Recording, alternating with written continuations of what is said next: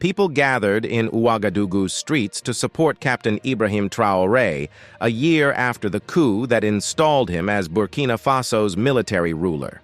When he took over, Captain Traoré gave himself 2 to 3 months to strengthen security and retake control of the country in West Africa that had been subject to Islamist attacks.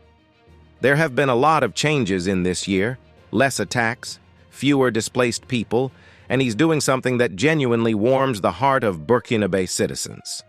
Opening factories for Burkinabe youth and people is truly amazing.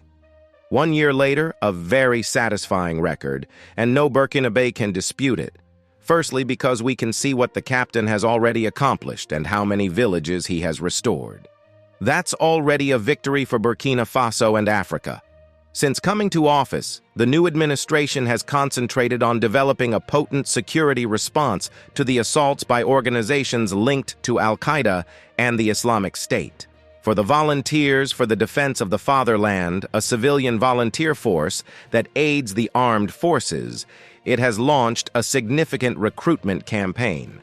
Additionally, it has purchased drones and helicopters, tried to defeat the jihadists, and Traoré has also been seen out in the field inspiring the troops.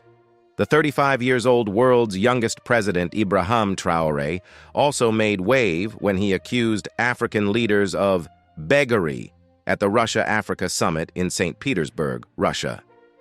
French military left the country in February as a result of the breakdown in ties between Traoré and France. The junta has a variety of foreign allies, including ties to Venezuela, Iran, and Russia. Despite all the achievements by Ibrahim Traoré, there have been numerous coup attempts against his government that all failed. What do you think about the achievements of Ibrahim Traoré? Do you think the West and France in particular has something to do with the coup attempts against Ibrahim Traoré?